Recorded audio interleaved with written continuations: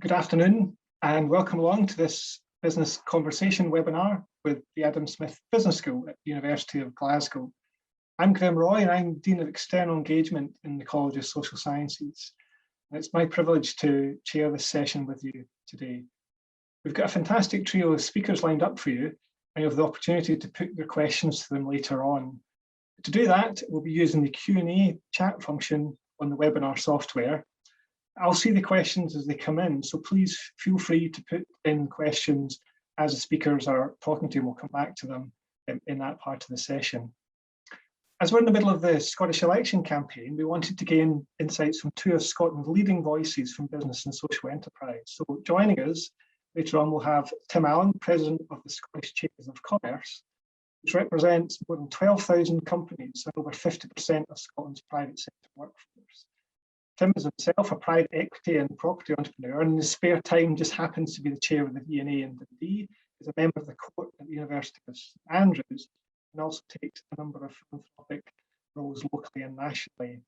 I'm delighted too that we're joined by Alice Thompson. As many of you will know, Alice co-founded one of Scotland's leading social enterprises, SocialBite, in 2012.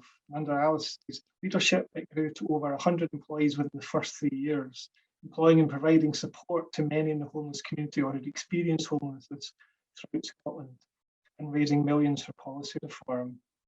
But this work attracted the attention of numerous A-list celebrities, and Alice is now using all of that expertise and that profile to help bolster other social enterprises and professionals to achieve real impact within their communities.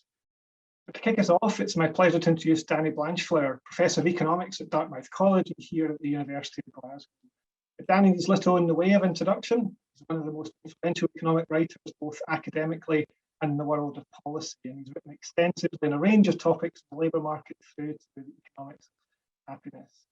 Between 2006 and 2009, he was a member of the Bank of England's Monetary Policy Committee.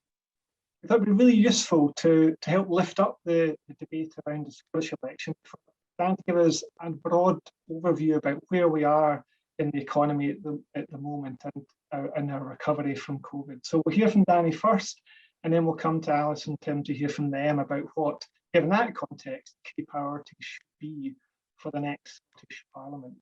So Danny, over to you. Thank you. I'm going to try and share my screen here.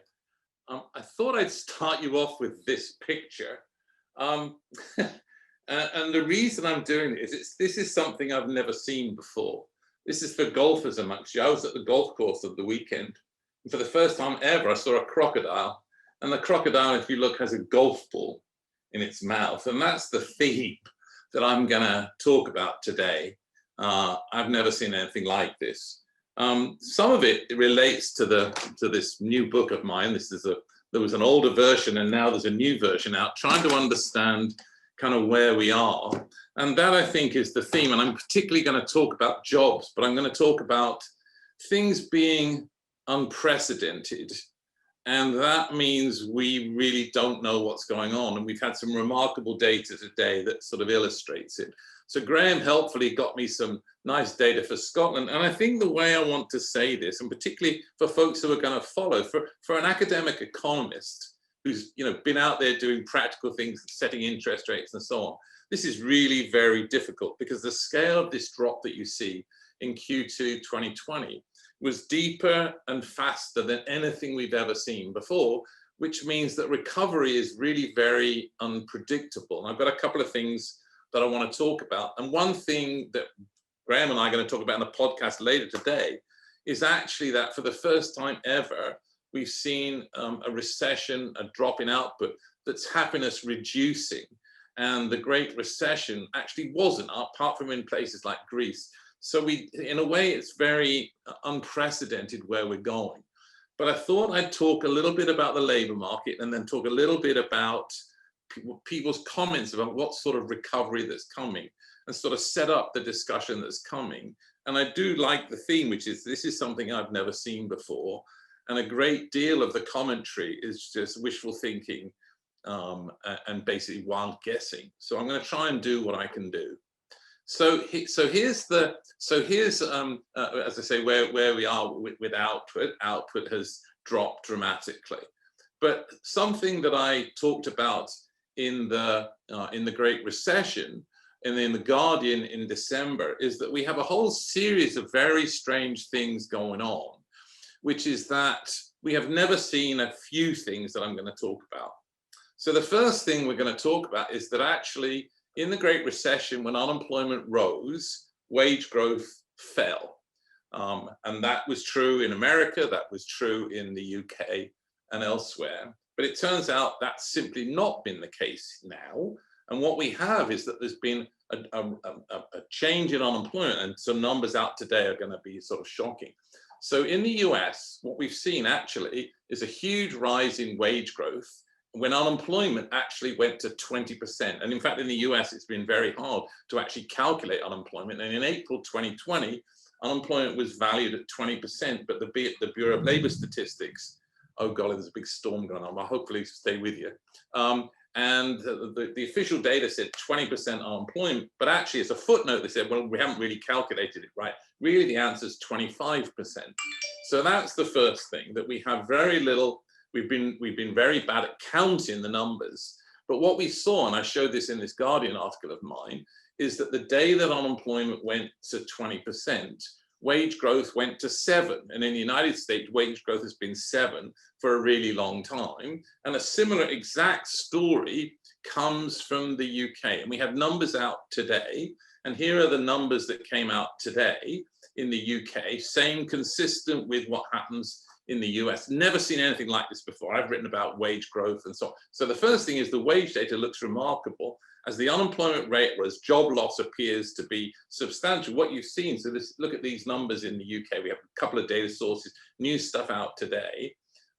Wage growth has averaged about 2%, pretty darn much since 2010. So what we've seen, and this is exactly matched in the US, that wage growth is now in, well, the latest numbers today from the data releases are 5.4 if you use pay as you earn data, and about 4% if you use the AWE.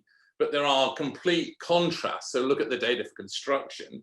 Construction maybe is the really better measure. We saw drops of 10%, 11%, 9% with some pickup recently, but the wage data are really absolutely all over the map. What's going on? And this really, I think, sets up, especially if you think about what you're going to do going forward. So if you look at the wage distribution, what's actually happened is that we've dropped out chunks of the wage distribution. Now, obviously, people have been in furloughs, but this means all our analysis of the labor market is in deep trouble. So what this looks like, so this is just by percentile, it looks like the bottom part of the wage distribution has simply dropped out. It's a batting average effect. And what's happened is that wage growth particularly is high, both at top and bottom ends. But what's happened is the whole wage distribution has shifted downwards.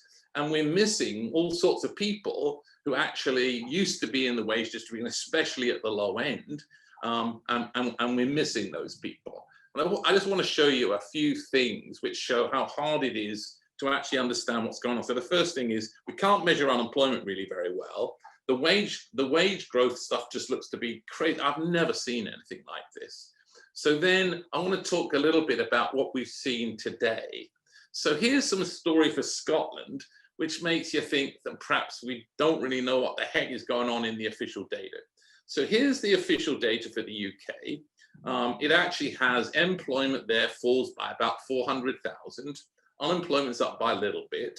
And the unemployment rate has gone from 4.1 to 4.9. But don't worry, Scotland's doing great. Actually, the unemployment rate in Scotland today is below what it was a year ago. Well, if you believe that, you'll believe anything. Simply not the case. So obviously, this analysis is a problem. But let me show you something which is pretty remarkable. I sent the slides to Graeme last night. New data came out this morning. So if you take payroll data, so this is if you think you're a policymaker, what is going on? So if you take the payroll data, I just showed you that if you look at the latest data out today, you find using the ONS estimates that there's a fall of about 410,000 in employment. But actually, there's payroll data out today. And if you just take the payroll data, turns out that's down about 800,000. But I thought something pretty remarkable. I was just talking a little bit earlier. If you look at the data, this is a complete confusion. The ONS today produced two sets of estimates, one using PAYE data and one using what I call the worst labor market data file in the world. It's actually comparable to Greece, and it produces data 3 months behind every other country. But let's just go with this. If you take the official data from the normal estimates that the ONS produces, employment today rose by 56,000. But if you look at the official data released just after it this morning from the ONS, and you use the payroll data, employment rose by 56,000. So you could pay your money and take your choice. One estimate gives you down 56,000, the other one gives you up 56,000. The chances of employment of both of those obviously being right is pretty close to nil. So I want to just think about what all of this means, because I think that going forward, the story will be about how the economy recovers, what you do about good jobs, what are you going to do about pay. And so I had a column the other day in the Herald where I talked about the fact that none of this makes any sense. If you look in Scotland and you say, well, what's happened to the unemployment? That was the number last week. So I've just left this. This is the column I wrote on the 9th. So it's pretty up to date. And obviously the first problem again in Scotland is that if you look at the official unemployment rate, it appears to be lower than it was a year ago. It makes no sense. But if you look at the claimant count estimates and you just use that, which is the number of people who are claiming benefit, that number has doubled. So the difficulty is to think about what we're actually measuring and where we're going. And I think that's the stuff that I want to spend a little bit of time thinking about, relevant to our discussions going forward. And the question is, if you make a forecast, as the Bank of England and others have to do, what are you going to manage to talk about? So the first thing is that we have all these firms in furloughs, and payments have been made by the government, and that's distorted all the labour market data. And the concern is that we're going to see a chancellor that's going to go to do austerity, take off these helpful payments that have been made to firms and to workers. If you look back, and I think there's a couple of things to talk about. The first is that the UK implemented austerity in 2010 with the expectation that growth would not be hurt. I've written endlessly about it. I think it was one of the greatest mistakes ever made. And I opposed it and did so endlessly in lots of columns from 2010. And now if you look back, what you see is that pulling out public spending at a time when the economy is going into recession resulted in the slowest recovery in the UK for 300 years since the South Sea bubble. And actually the third slowest of all, the slowest of all was 600 years ago in the Black Death. Second, obviously, we have to learn from the great influenza pandemic from 1918. And the concern there was that we haven't really learned from that. I want to go to one more thing, in a sense, relevant to the United States and where countries are going to go. In fact, if you then think, what did austerity do? We should look back and see what the central bank in the United States did. And in 2015, the argument was made that labor markets were at full employment, and that it was, and I argued again at the same time, the evidence was not that. And with work I did with David Bell, who was at Sterling before with me, we showed that actually the labor market was not at full employment, certainly not at full employment now. You shouldn't just look at the unemployment rate, as I've said. And what the central bank in the United States did was say, unemployment rates are low. Now is the time to pull back, and the central bank raised rates. By 2018, it was forecasting that it was going to raise rates further. But what's relevant to our story is that now the central bank has actually basically done a mea culpa and argued and realized that the world is different. They shouldn't have raised rates. And actually what we're seeing in the United States, where I live, is that we're seeing giant stimulus coming from the Biden administration, with about $2 trillion stimulus already to try and deal with COVID. And then another 2 trillion, maybe less, but negotiations are going on. Another 2 trillion for stimulus. And so that's a major help, not least because the policy has now been taken over by labor economists like me. My friend Janet Yellen is the Treasury Secretary, and another friend of mine, C.C. Rouse, is also a labor economist, is the chairman of the Council of Advisors. So that world of what governments are going to do has really moved now in the UK, whether we see a government go into austerity, but that's going to have big implications for Scotland. So I think the right way to sort of set this up, if you think what we need are good jobs, we need decently paying jobs, the data looks horrible. The issue is that everything's being distorted and sensibly by these schemes to keep workers employed, keep workers paid. The question going forward, and I think this is really to set things up, the nature of the recovery is clearly going to depend on the extent of government support and whether they make the same mistakes as they made in 2010, whether they make the same mistakes as they did in 2015. And the problem for the central bank, unlike when I was there, when we cut rates from 550 basis points to 50, the ability of the central bank to cut rates and do more QE is obviously somewhat limited as rates today sit at 0.1. So the nature of the recovery will depend on government support, but I'd like to hear from the speakers coming. The problem in many senses we need to think about is what long-run changes in behavior are coming. Will people save more? Will they reduce traveling? What will they do? Will they not commute any longer? Have they learned that working from home and doing these Zoom things are good? What proportion of shuttered pubs and restaurants will reopen? Unclear. The town that I live in, Hanover, in the north, Hanover, New Hampshire, many of the shops and restaurants have closed, and it's unclear whether they'll reopen when the students come back. The students aren't there. What's going to happen going forward? So I've been very critical of people like Andy Haldane and Adrian Bailey and others who actually say they have the faintest clue what's coming. And I think the answer is that they don't. And the right thing for commentators, the right thing for somebody like me is to say to you, there's a number of possible scenarios. Scenario one is that people save more. Number two is they do things just as they did prior to the Great Recession, but I think that's unlikely. Option three, option four, option five.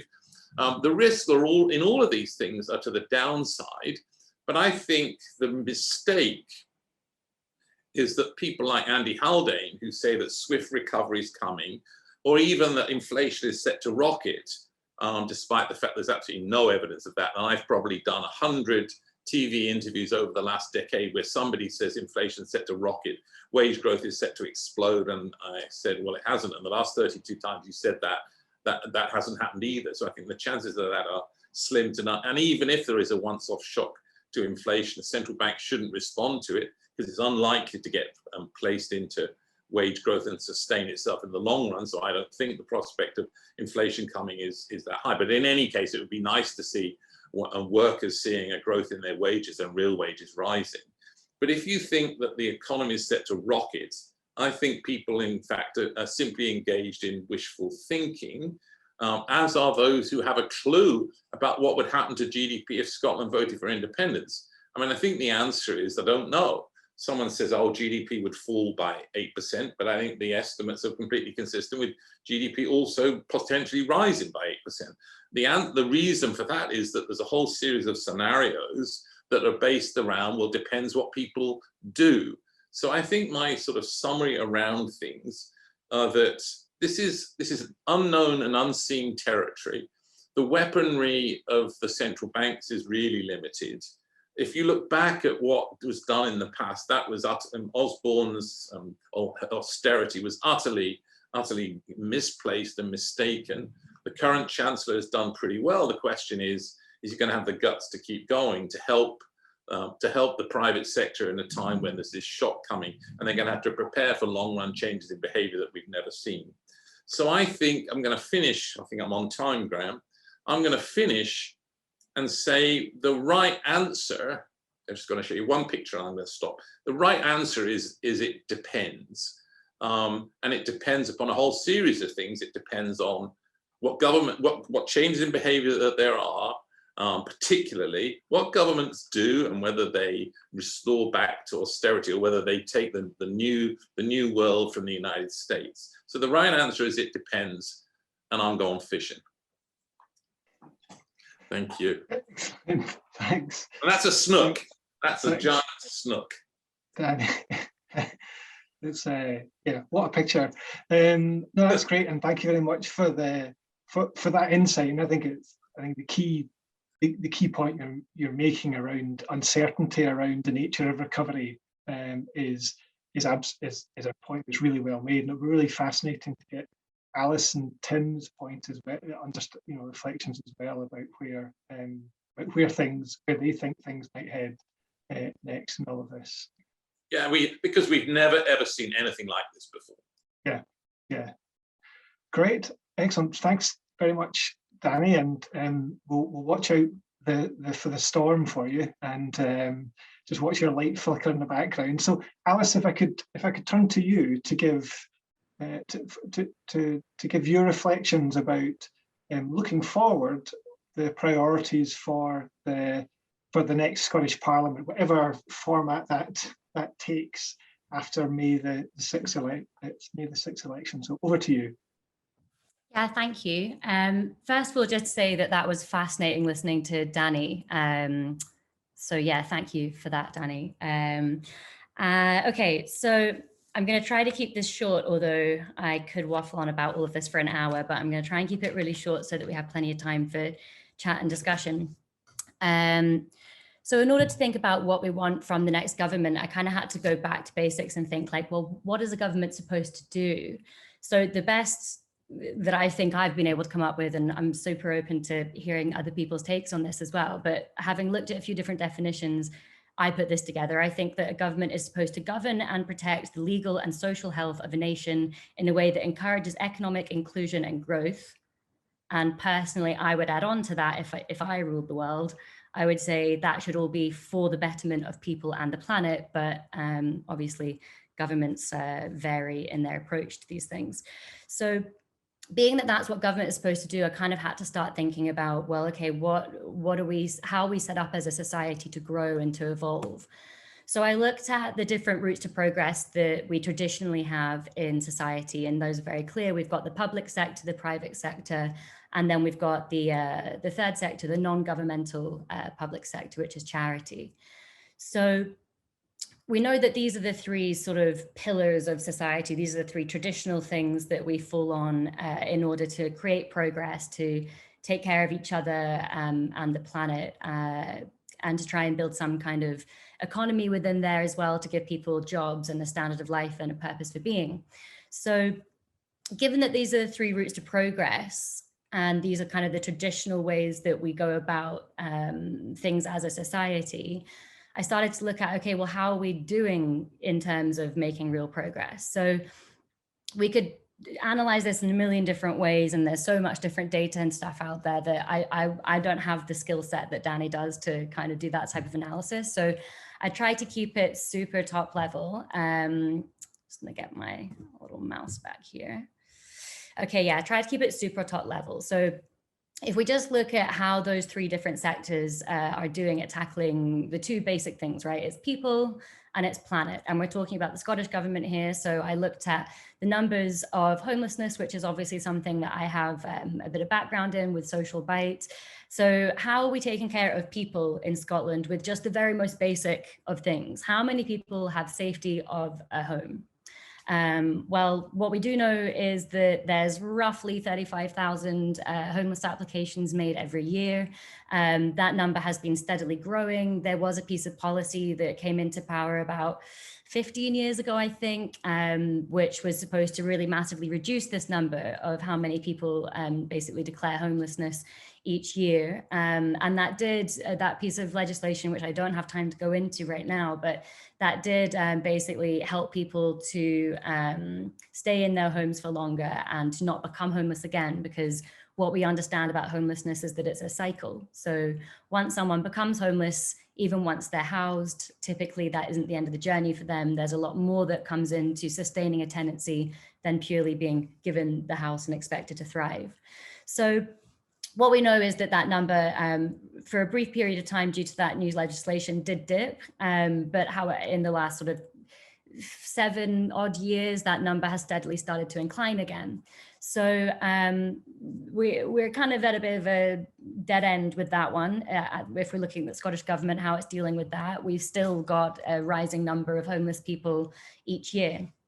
So then we look at the health of the planet and the climate crisis. So it's very difficult, again, to find like sound statistics and all of this sort of stuff. So I looked more globally for this. And what we know for sure is that 43 billion tons of carbon emissions annually are dumped into the atmosphere. And that number is climbing regardless of all the things that we talk about with UN's standard sustainable development goals and different countries, different approaches. The bottom line is we keep producing, we keep using, and we keep increasing the amount of carbon emissions that we dump into the planet. So these are the two factors that I just thought, if we were going to be really basic about it, how are we doing with these three different areas of society, business, government, and charity? How are they doing at making progress at taking care of people and taking care of the planet? Well, the two most concerning issues, certainly for Scotland, looking at these things, are on the rise. So not very well is a harsh but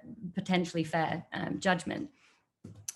So I thought about, you know, we all kind of innately know, and there's lots of data out there to prove that there's pros and cons to each of these different three sectors. So I looked at, okay, well, why might these different sectors not be particularly effective at tackling these big problems? Well, the governmental sector, as anyone that's tried to work with the government will know, is it's very slow, it's very bureaucratic, lots of red tape, lots of back covering. And that is the way that it has to be, because as a society, we have to move at the pace of the slowest person. So, you know, that is the way that government has to work in order to be inclusive and in order to be responsible with taxpayers' money and all of that. So that's the complication, I think. Again, if I was to make a sweeping generalization, that's what I would say is probably the government's fault there. The private business sector is concerned with profit and the use of resources to gain that profit.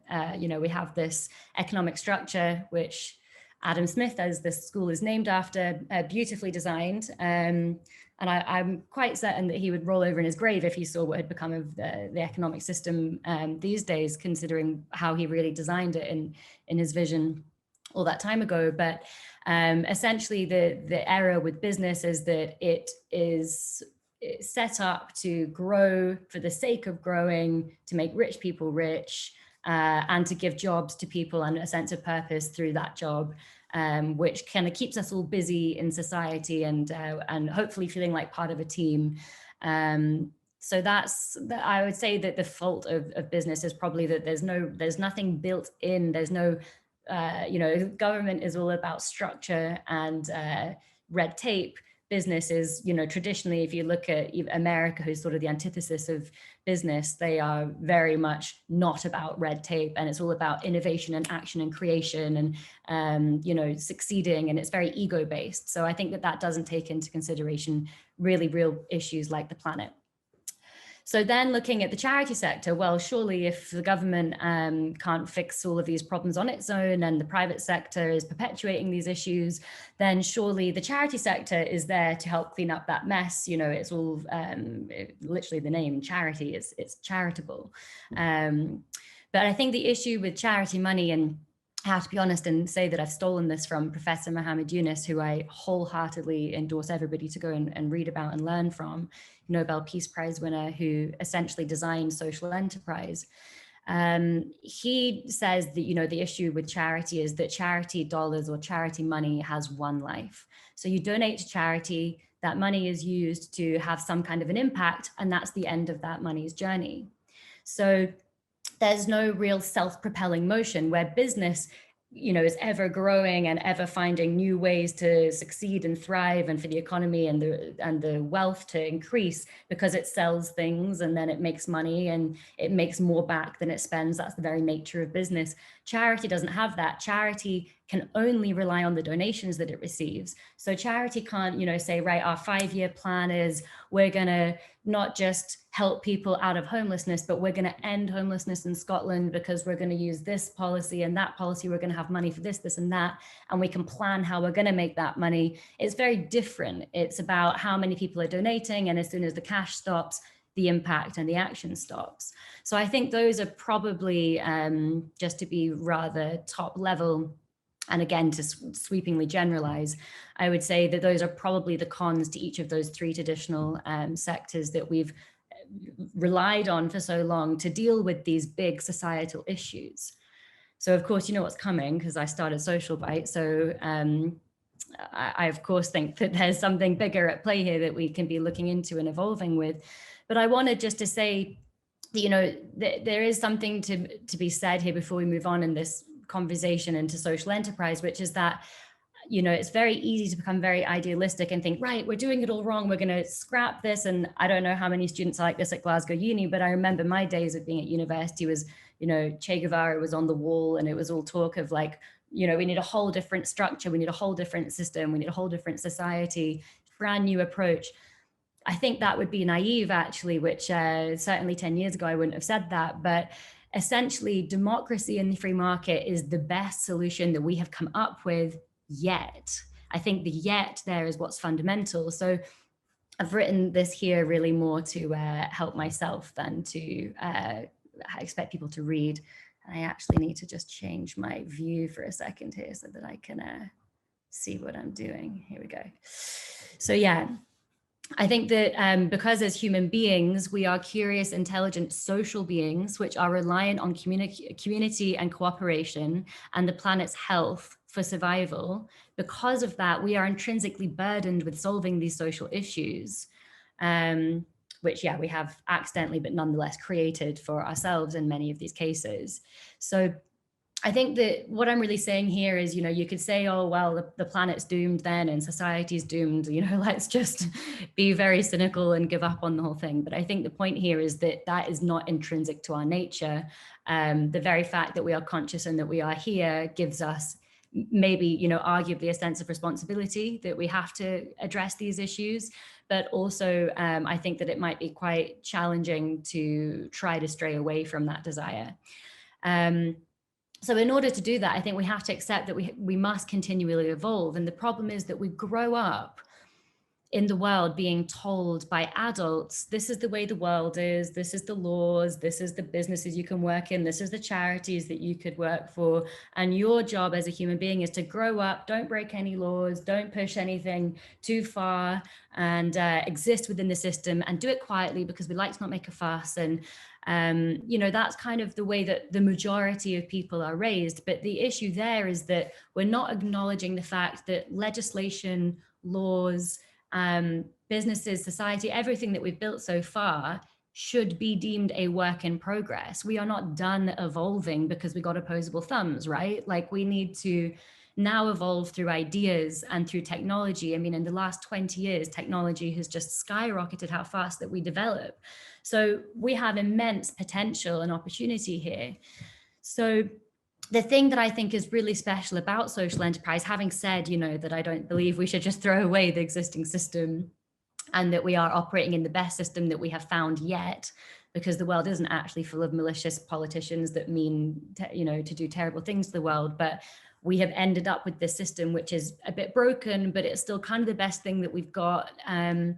I think that what it's missing is social enterprise being really acknowledged as one of these fundamental pillars. And it's a brand new thing. The last 20 years, we're still figuring out what social enterprise even is. I have so many of my clients come to me and they say, oh, I've been told I'm not a social enterprise by this funding body. And so now I think I can't advertise myself as a social enterprise. And I'm like, who told them that they had the monopoly on the definition for social enterprise? This is brand new.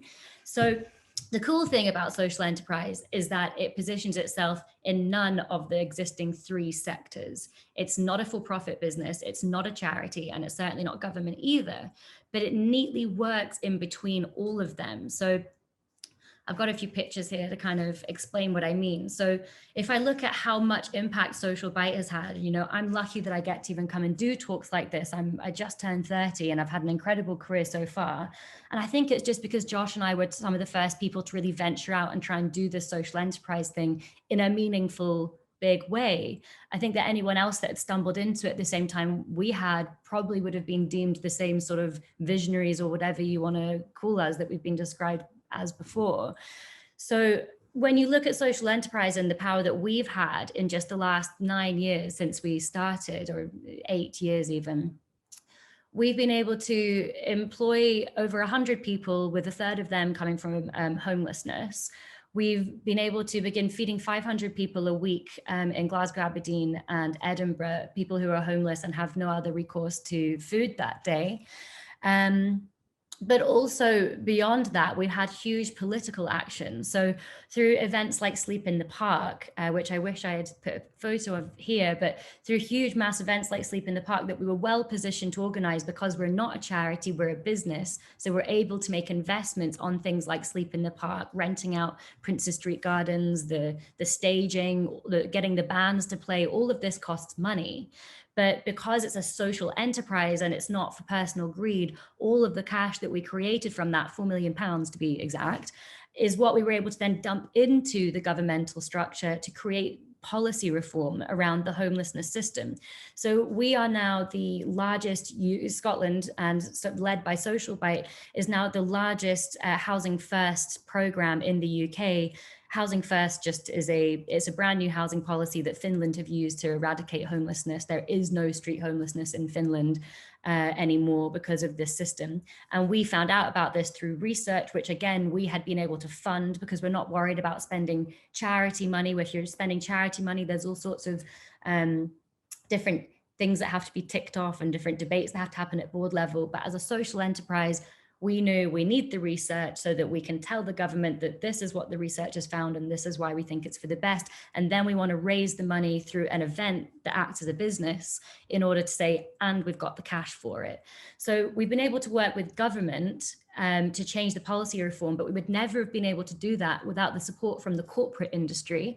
We had huge donations as big as £500,000 from CYBG to enable Sleep in the Park to happen, but also bringing together a number of other huge organizations, corporations like PwC and KPMG. It makes them look good to be working with us because they're irresponsible corporations, to be perfectly frank. So they need things like Social Bite in order to make their team feel motivated and to give their brand a softer edge. But we've also been able to venture into education. So if we look down at the bottom right photo, that's a program called We Sleep Out, which I developed and delivered around Scotland over the last couple of years. And we've been able to actually train and teach other young people how to start social enterprises and think like social entrepreneurs. So we've suddenly bled into all of these different areas where we're raising money like a charity, we're operating like a business, we're bringing corporations into the picture, we're working with the Scottish Government, and we're getting into education with young people. And of course, we're pictured here at the village as well, which was a huge part of what Sleep in the Park helped pay for, which is an alternative to the temporary housing situation that is separate to the Housing First program that we raised money for, but is a different approach to tackling homelessness. So all of this sounds like a lot of information. It might go over a lot of people's heads, but if you're not in the homeless industry, it might sound a bit difficult to follow. But the point is, in a very short amount of time, I mean, we didn't do Sleep in the Park until 2017. So if you really look at the impact we've been able to have since 2017, we've housed over 800 homeless people who were street homeless. We feed, well, during the COVID pandemic, because of the issue with access to food for children and older people and vulnerable people, as well as the homeless community, we delivered over 600,000 emergency food packs around Scotland. We're hiring homeless people. You can see the picture in the top right there where hordes of homeless people queue up at our doors every day to receive free food as well as employment. So to round up, what I believe the next Scottish Government really ought to do is start empowering and educating people about social enterprise, this new pillar of society that can be positioned not as a charity, not as a business, and not as a governmental structure, but independent of those things in order to bring them together to achieve real impact. Because only when we work together does anything really become cohesive. So yeah, that's my big plea, is that we need more social enterprises and more support for social entrepreneurs to learn what that even means and how to do it. And that's me. Great, thanks so much, Alison. That was great to have all these great insights. Now there's already some reaction to what you said, so we'll be able to pick that up in the Q&A. So, but I'm delighted to turn now to Tim, who has been very much in the front line through this crisis, supporting Scotland's business community through, as Danny was saying, unprecedented situation and challenges. And yeah, delighted to get your reflections, Tim, both on where we are, but also the big priorities that your organisation has been calling for the next Scottish Parliament. Well, yeah, thanks, Graeme. This couldn't be more of a contrast with Alice's polemic. I'm part of the irresponsible corporations who operate through greed to extract wealth from the world, as Alice would put it. But of course, in fact, it is the private sector of those three pillars which drives the wealth creation of any country and any nation. And if I can paraphrase Churchill for a moment, democracy and the free market are the worst forms of government that could possibly be, with exception of every other one. We have worked out a means of running a world on a capitalist basis. It has its problems. It has failed on many occasions, but still nonetheless has a great way of driving forward the innovation and invention that our society needs to go forward, to discover vaccines which will cure the world's ills, which will address the intractable problems of poverty. Because I think one thing we can't forget from Alice's speech is that poverty is the enemy of all progress and all social cohesion.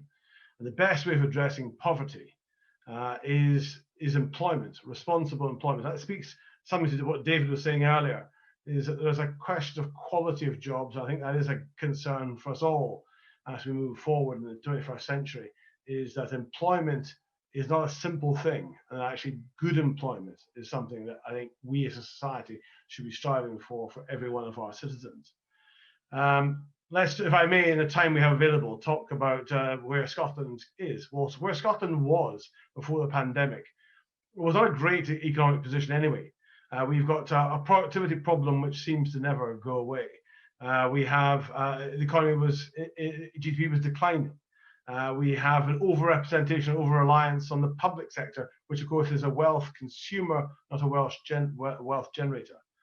We didn't have a strong enough record in startups of innovative technology businesses. And I speak as somebody who invests in over 20 different technology startups myself, is that we have great talent in this country, phenomenal talent, but it sometimes it's difficult to get that talent the platform on which to express itself in the new enterprises, innovative products that are possible. And then beyond that, we have a real problem in Scotland with scale-ups, creating businesses of size, of scale. That is a real challenge for us in the country prior to the pandemic. So there's a great history of underinvestment within Scotland, and a heavy emphasis also on trade with our nearest partner in the rest of the UK. 68% of Scotland's exports goes to England, and we do not trade enough with the rest of the world. India and China are not even in our top 10 trade partners in this country.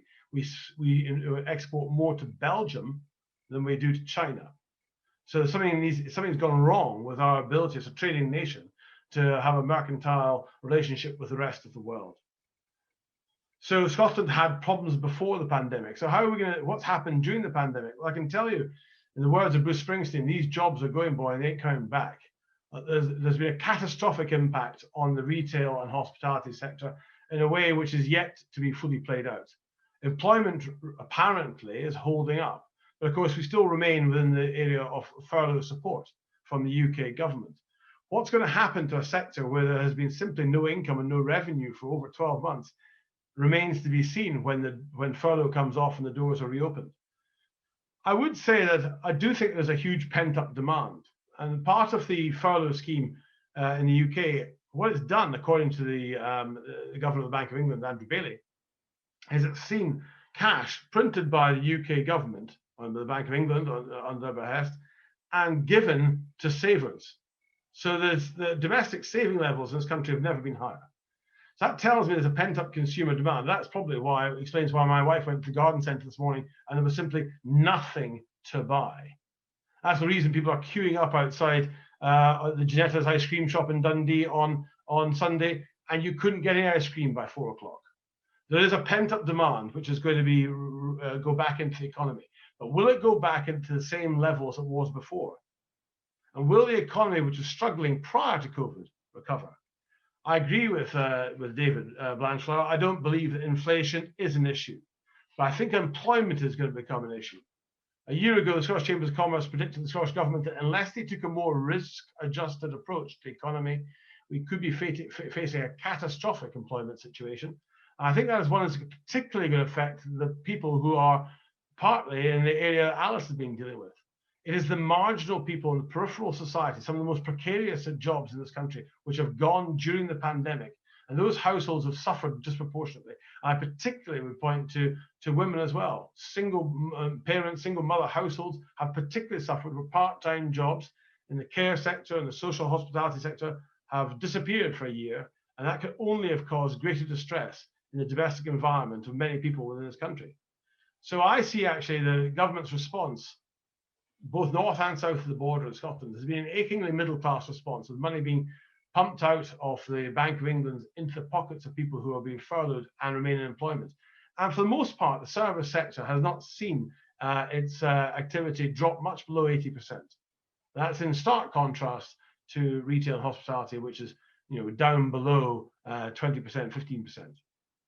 So the snap, but whilst David was saying his view of what happens next is it depends, I would say it's too early to say what is going to happen.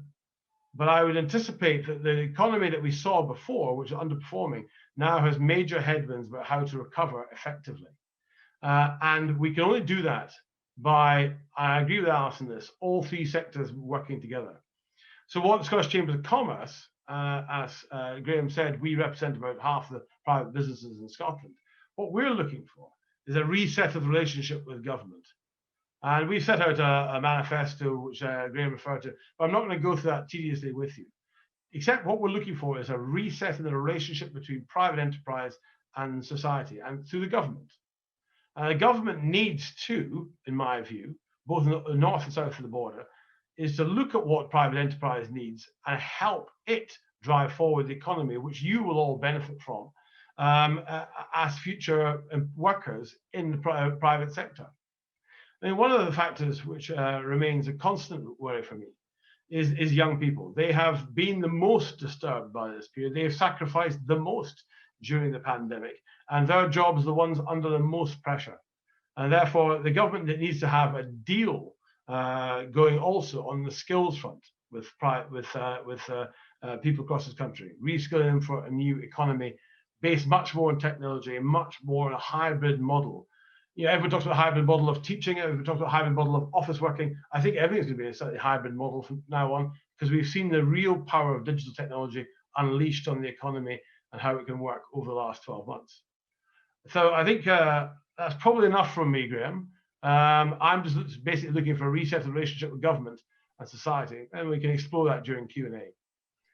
Great, thank you very much, Tim. And if we can maybe ask Alice and Danny to join us again. But just while we're doing that, just Tim, I mean, I'm struck by your comment about to say and Danny's comment earlier about we simply don't know what happens next.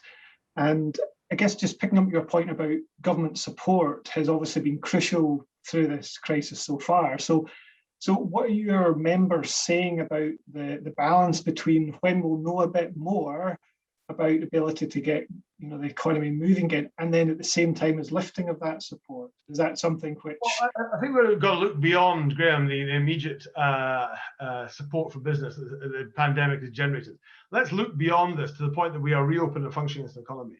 I look at a lot of the stuff that's been promised now in the election manifestos from different parties.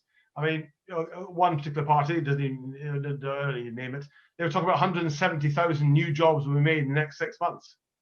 Okay, well, I employ lots of people, my main business employs lots of people. Creating 170,000 jobs is a very specific number. It's a very large creation. How is that going to be done? How is it going to be funded? What are you trying to do with it?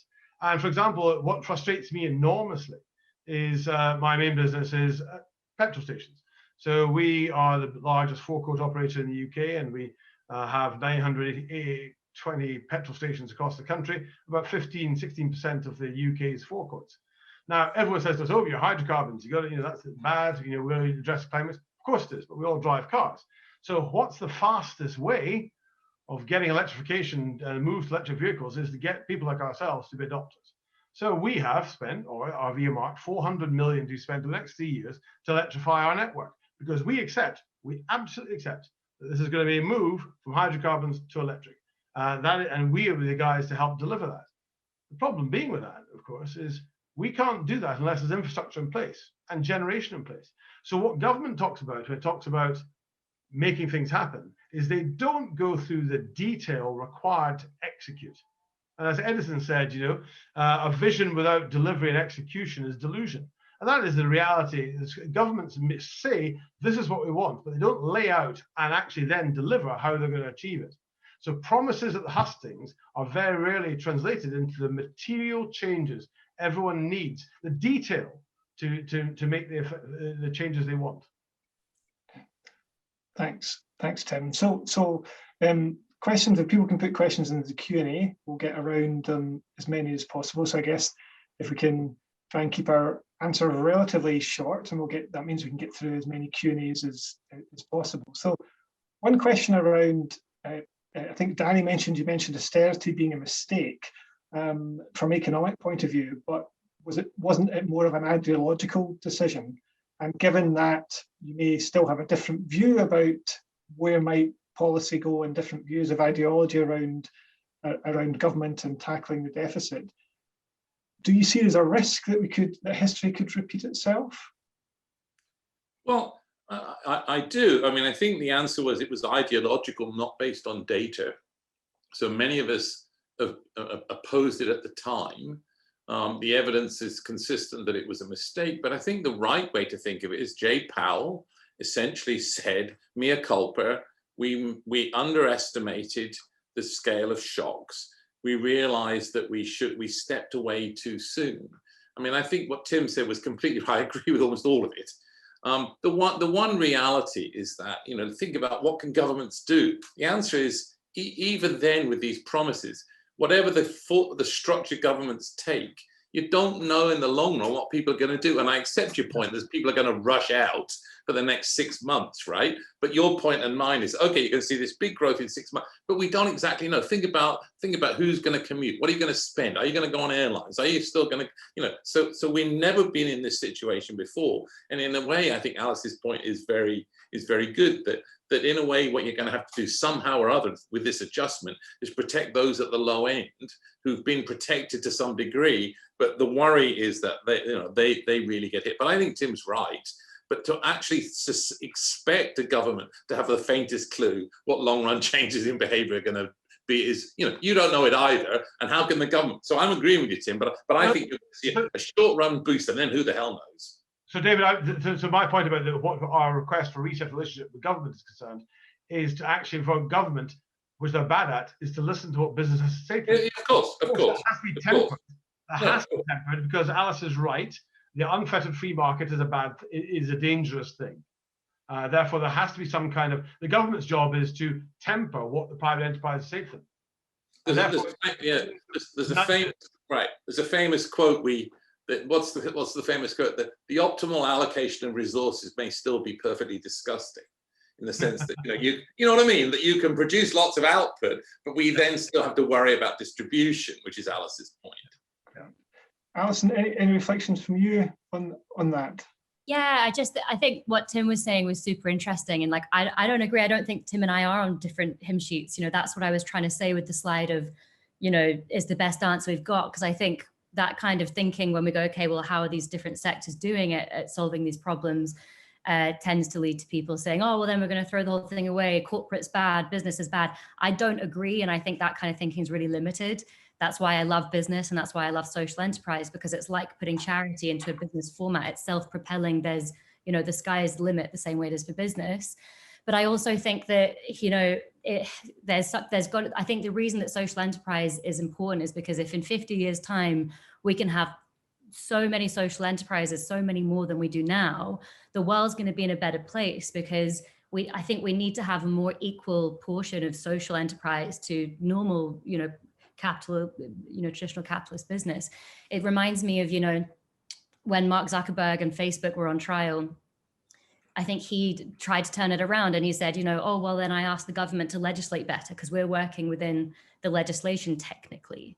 I think if we leave business to do things that is technically okay within the legislation, there'll always be a way to make more money around social objectives. So I think that it has to come from a place of the people, which this next generation coming up right now, as Tim acknowledged and as Danny seems astutely aware of as well, is that this next generation is so concerned with the planet and people and integrity-led businesses that we need to give them a free runway to actually experiment with this new type of business and try to actually build something a bit different so that we can see more integrity-led organizations making bigger decisions on behalf of society. So one thing, just bringing the next generation part of it, there's the new data that Danny was talking about today does see a rise in youth unemployment. Now the question is whether that's sustained or whether it's something else, but I think all of you have mentioned the concerns around that. So if you were advising the next government, whoever it is coming through, what would be the things that you'd be getting them to focus upon to avoid the crisis that we've seen in the past around young people? So maybe start with Tim, and then maybe come to Alice, like Danny, from your research. Yeah, that's a very interesting point, because actually, the question is also what kind of workforce are we creating? I mean, I worry hugely about the quality jobs question. And I've got one daughter who's left university and now gone to work. Luckily, because we know how difficult that's been the last year or so. Another one who's still at university. We know what kind of precarious future an English graduate is going to have entering the job market going forward. The question is, what are the skills that we're targeting? And also, I hate this obsession with higher education as per se. I'm a great believer in enterprise. That's where Alice and I would definitely have a meeting of minds. Because actually, young people don't need to go to higher education necessarily. If that suits you, go there. Otherwise, go into the world of work, make a difference. I think that enterprising spirit is something we tend to grind out of our youngsters and insist that they go on to higher education. And higher education is often, in many cases, pumping out people who aren't appropriate to the workforce. So I think our government needs to take a long, hard look at higher and further education, how they operate together, and how we create a workforce with relevant skills. My final point is, I also don't like the idea of value and undervalued jobs. To me, I think one thing we've seen through this pandemic is that carers and people in hospitality and in care roles are massively undervalued and massively underpaid. And actually, we need to have proper career structures and proper pay structures for people who have hitherto been seen as the lower end of the skills spectrum. Alice? Yeah, I'm trying to remember exactly what your question is. I was consumed by what Tim was saying. Just in terms of what the government needs to do to avoid any increase in any legacy effects from the crisis for young people. Great, thank you. I think, mine is similar to Tim's, but different again. I think that education is definitely a big part of the answer, but I think it starts far earlier.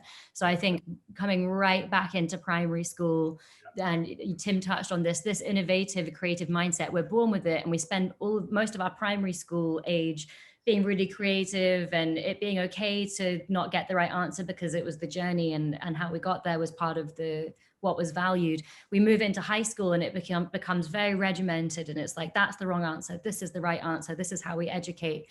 And I wonder if people stay in education and go on to higher education, who's to say what subjects should be higher education and shouldn't? That's too much of a philosophical question for me to deign to answer. But I think there are some things that are really important that we have higher education for. And I think that there are some things that we need to be equipping younger people with more confidence to go out and make mistakes, try things, be creative. And I think that the education system is just so poorly out of date in schools. And, more of what Tim was saying again, in terms of the care industry, but beyond that, all of the softer skills, which are so fundamental to a human being's success in life, are just not registered. I've just recently read Emotional Intelligence by Daniel Goleman, and it's like, why are we looking at IQ for anything when IQ without emotional intelligence equals zero? I think that the education system actually is what needs to be addressed so that people can leave school at 16 or 18 feeling more prepared to go out into the world and start. So I again, me and Tim are kind of linking up there. I hope that that's not too much of a cop out of an answer. Can I jump in on that and say I agree with that, but let's put this in some context. I was a central banker. So the period from 2008 to 2000, 20 or so, essentially were the era of the central bank. So think about cutting interest rates and doing quantitative easing. But the reality is, if you abrogate economic policy to the central bank, you actually get what Alice and Tim have talked about. Let me just explain.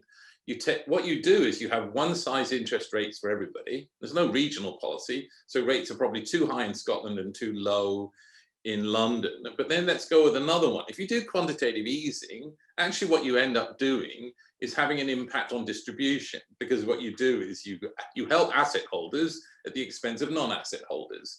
So then what normally would then happen, go back to what you said, governments would say, okay, because the central bank's doing everything, we have to compensate for that by having other kinds of regional policy and dealing with the young and all the rest of it.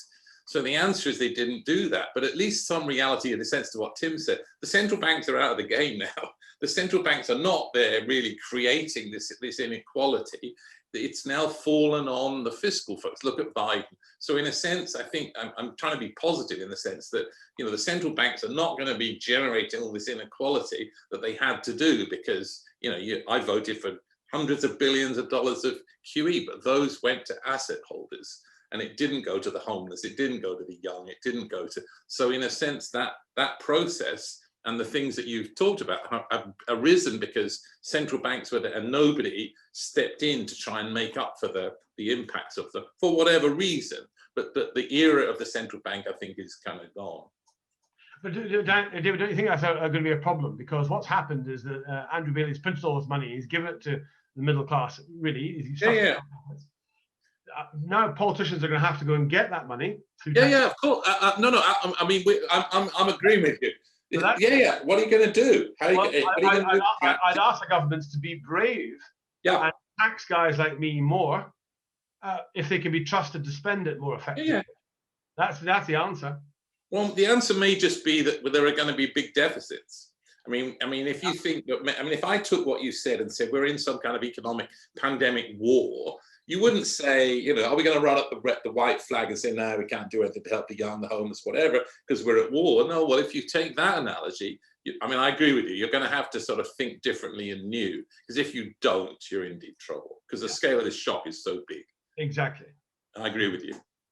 Great.